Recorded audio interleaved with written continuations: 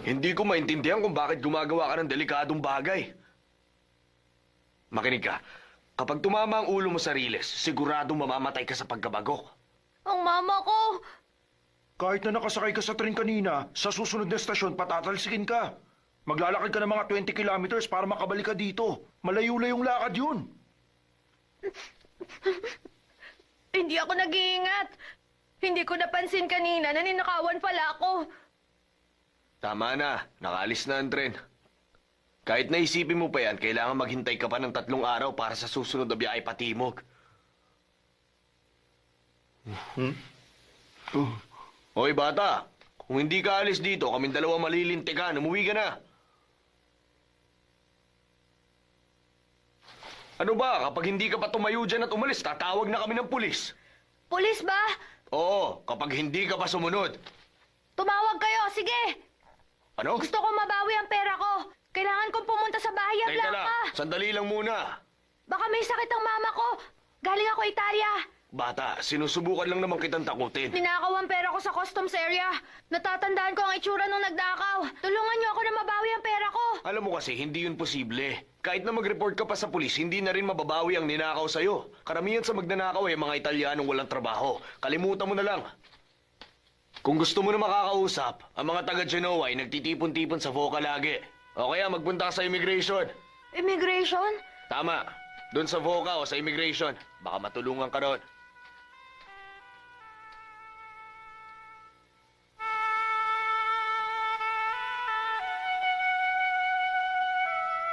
Mama, pangako, darating ako. Pero...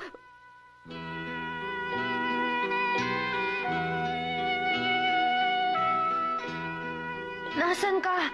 Saan kita hahanapin?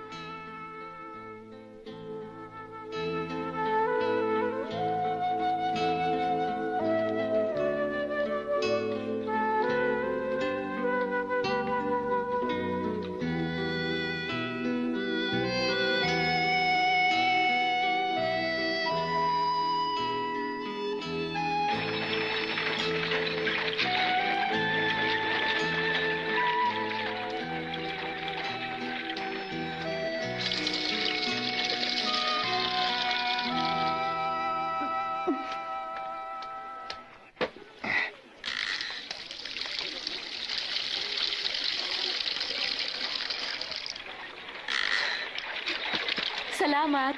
Salamat. Gusto mo na tubig? Ito. Oh, 5 centavos ang ibayad mo dyan.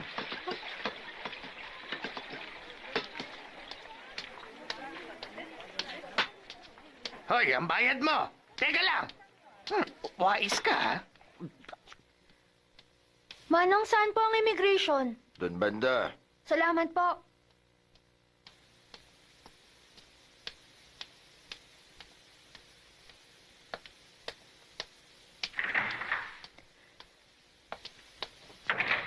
Uncle? May kailangan ka ba dito? Opo. Bumalik ka na lang bukas, bata. Sarado na kasi ang opisina, okay? Hindi to pwedeng ipagpabukas. Pero sarado na kasi ang opisina namin. Lahat ng tao ay kailangan din ng pahinga. Pero hinahanap ko ang mama ko. Ninakawan ako ng pera. Kailangan ko magpunta sa Bahia Blanca at wala akong matutuluyan ngayon gabi. May hinahanap ka, ninakawa ka ng pera at wala kang matuluyan. Ang dapat ay magpunta ka sa pulis. Hindi! Walang mangyayari! Ang mama ko ay galing sa Italia. Nagpunta ako sa Los Altos Avenue para hanapin siya, pero wala na siya doon. Tapos ninakawan ako. Sabi sa train station ay magpunta ako dito. Kahit na ano pa nangyari sa'yo, bumalik ka na lang bukas na umaga. Ngayon na! Pakiusap! Ana Rosie ang pangalan niya. May sakit siya. Tulungan mo po ako. Bata, libo-libong imigranteng Italiano ang dumarating dito taon-taon. Maraming tao na Ana ang pangalan. Matatagalan tayong hanapin yan sa listahan. Pero... Basta bumalik ka na lang bukas. Uncle, pwede bang humiram ng pera? Ano? O kaya trabaho. Mas maganda kung stay in doon. Bata, gusto mong gawin ko ito ngayon. Teka lang, Ana. Apelido niya. Ana Rosie, may natatandaan ka po ba? Mga ilang buwan na, may babaeng natagpo ang nakahiga sa kalye. Ang pangalan, Ana yata. Kung hindi ako nagkakamali. Nasa kalye? Oo.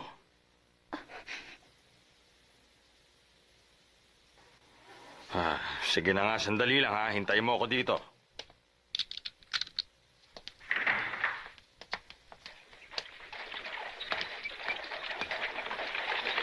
Ana, baka si Mama. Paano kung si Mama nga yun? Hindi ko talaga mahanap. Bumalik ka na lang bukas para maiklaro natin ang bagay na yan.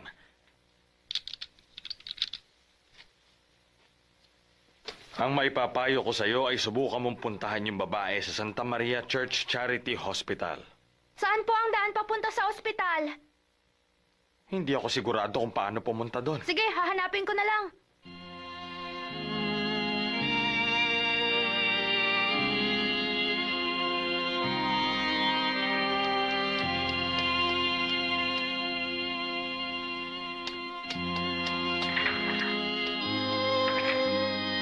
Maghintay ka dyan sandali, ha?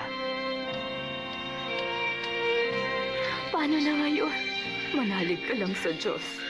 Ganon ba, sister? Malo ba ang pinsan ko? Oo, parang ganito din sa ospital ni Papa.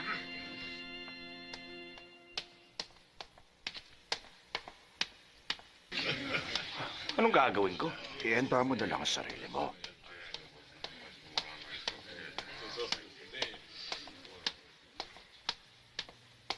Nandito ka para bumisita kay Ana?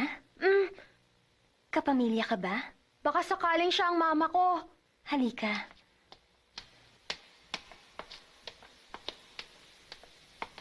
Sister, Ana Rosie po ba ang pangalan niya? Dahil siya'y walang malay, Ana lang ang alam naming pangalan niya. Malubha ba ang sakit niya?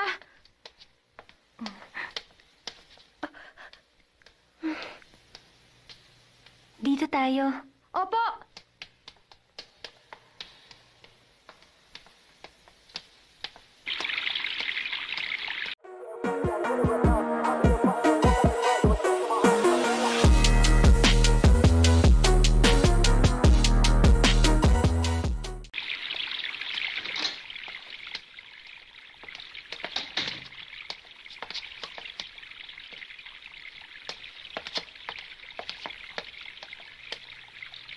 Dito, pasok na.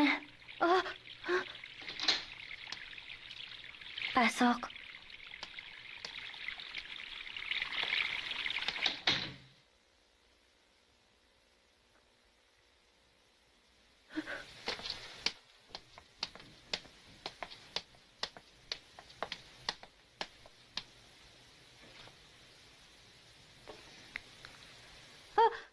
Mama!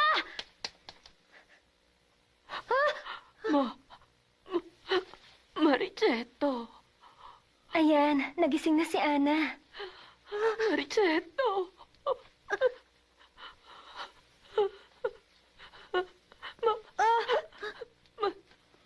Mariceto.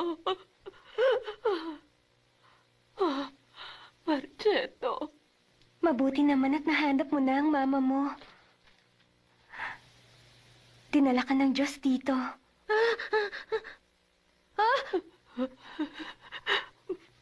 Baka gumaling pa ang mama mo dahil nandito ka, lalakas siya ulit. Mariceto, salamat at binisita mo ko. Ako ay irresponsableng ina. Pero, naaalala mo pa ako. Sana anak, patawarin mo ko. Patawad, Mariceto. Sabihin mong pinapatawad mo ko. Pakiusap, tawagin mo kong mama ulit. Sige na, pasayahin mo ang mama mo.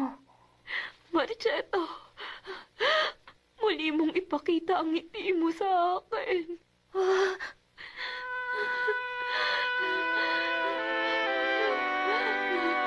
Mama! Mariceto, Huwag ka mamamatay! Mama, huwag ka mamamatay!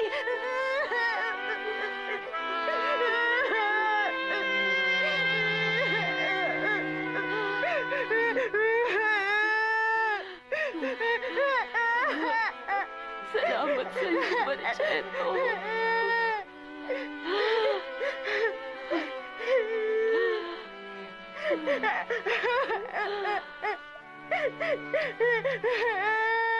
Ayos lang yan. Huwag kang mag-alala. Natutulog lang siya.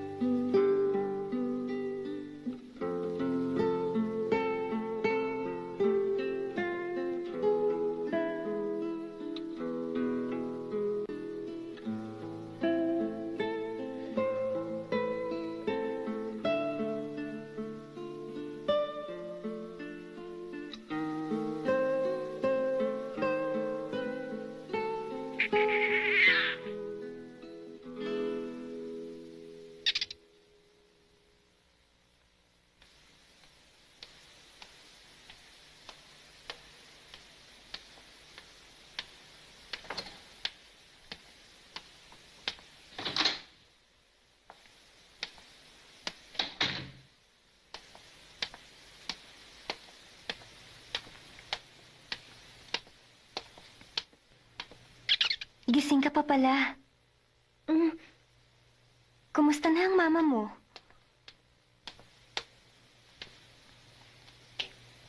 Ah, ang lagnat niya, bumababa. Marchetto, hindi ako makapaniwala. Pero, hindi ako si Marchetto. Hindi? Hindi ako si Marchetto. Ako ay si Marco Rossi. Marco? Ah,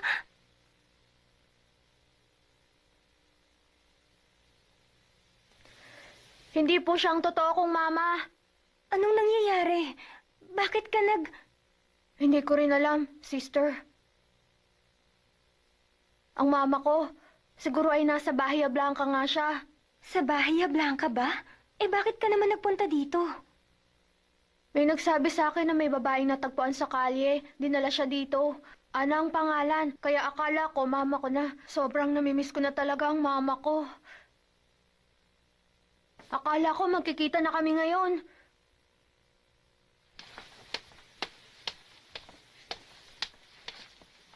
Siguro ay pagod ka na. Sige, huwag ka na muna mag-alala sa mama mo. Magpahinga ka muna. Kaunting tulog lang at sisigla ka na ulit. Wag na. Hindi rin ako matutulog. Ako muna magbabantay. Hayaan mo na lang ako dito. Siguro, sa isang lugar, may estrangherong nag-aalaga sa mama kong nahihirapan ngayon. Ikaw si Marco Rossi, tama ba? Mm. Marco, kwentuhan mo nga ako. Ikaw ba ay... Marichetto! Asan ka, Marichetto? Marichetto! Marichetto!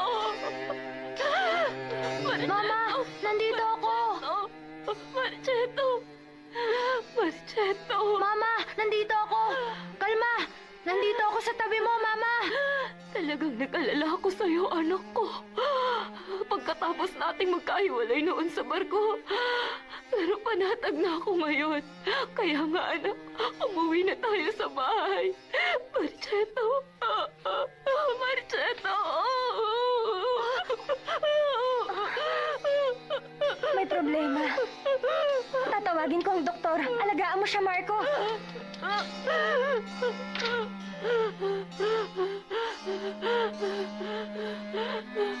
Paalam. Paalam na, Marchetto.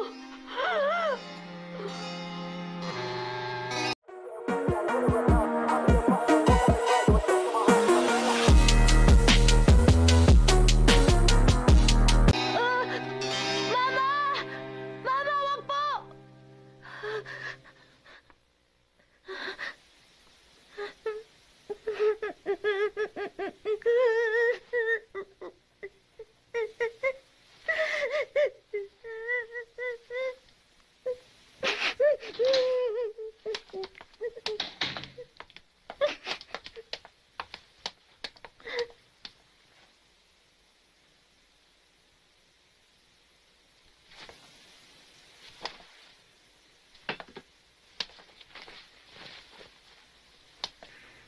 Bata, ang iyong mama ay kasama na ngayon ng ating Panginoong Diyos. Salamat sa pag-aalaga mo sa kanya sa mga huli niyang oras.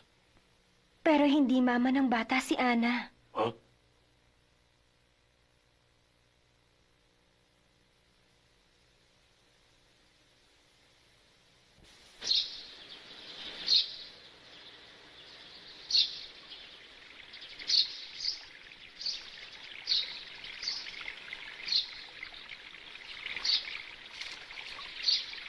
Talaga ba? Kahanga-hanga ang mama mo. Ang swerte mo naman. Halika, dalhin natin ito.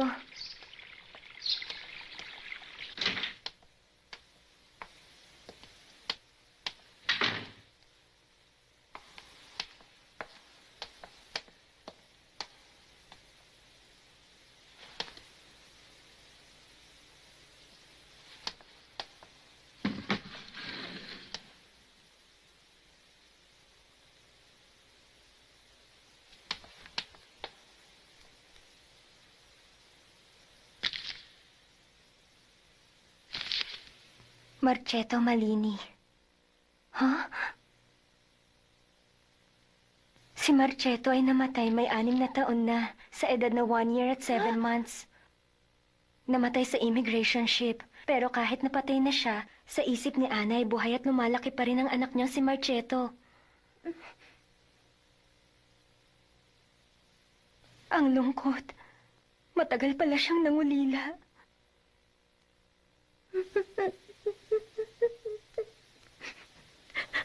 Ang lamig dito. Tara, lumabas na tayo.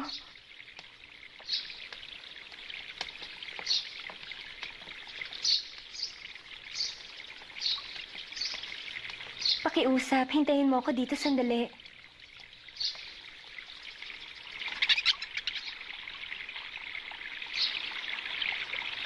Tara, dito tayo.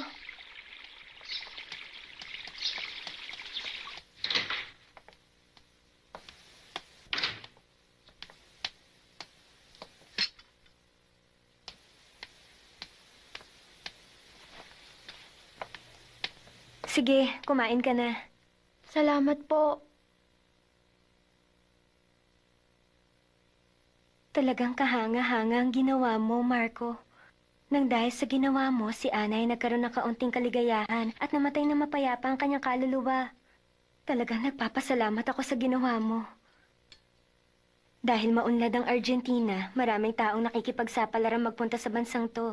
Spain, Italy, iba't ibang bansa, naghahanap sila ng kaunlaran. Sa tingin ko, dahil sa mga taong ito, lalo pang uunlad ang bansang Argentina. Ang mga malulungkot na pangyayari, kailangan tanggapin mo at hindi dapat kalimutan. Ang lahat ng pagsubok ay may dahilan. Ako'y hindi lilimot. Anong plano mo ngayon?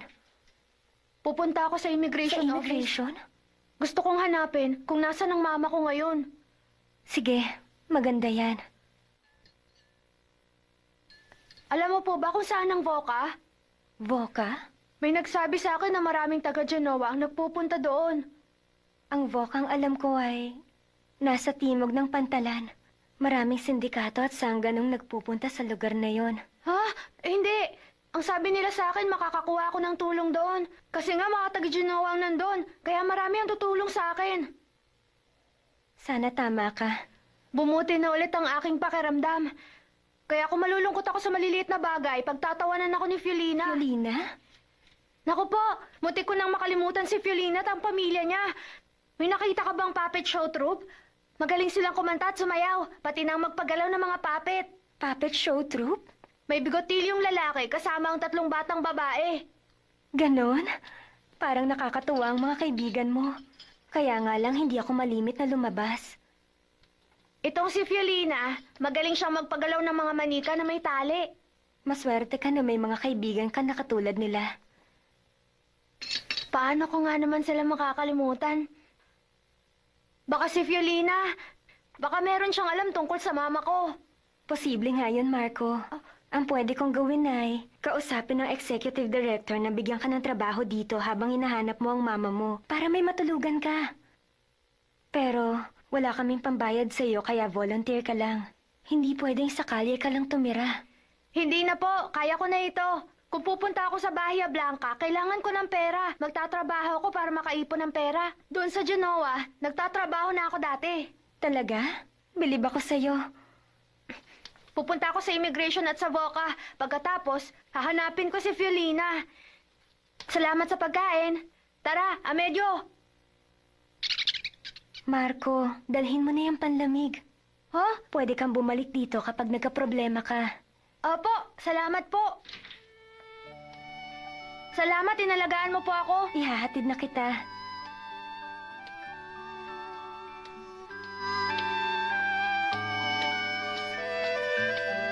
Maghintay ka dito sandali.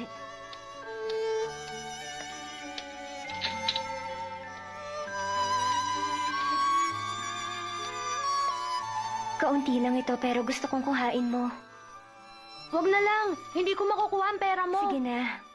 Kuhain mo na ang pera. Thanks. Sana ay mahanap mo na kaagad ang mama mo. Sister, marami pong salamat. Ito. Sa'yo na yan. Panglamig mo. Oh, Sa paglalakbay mo papunta sa Bahia Blanca, gamitin mo yan dahil mas malamig doon. talagang sa akin na itong panlamig? Isipin mo ang panlamig ay regalo mula sa Diyos dahil sa kabutihan mo sa iyong mama. Mag-ingat ka sa iyong paglalakbay, Marco. Paalam na. Mag-iingat po ako palagi. Paalam na, Marco.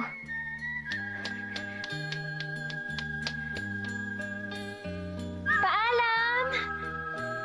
Paalam!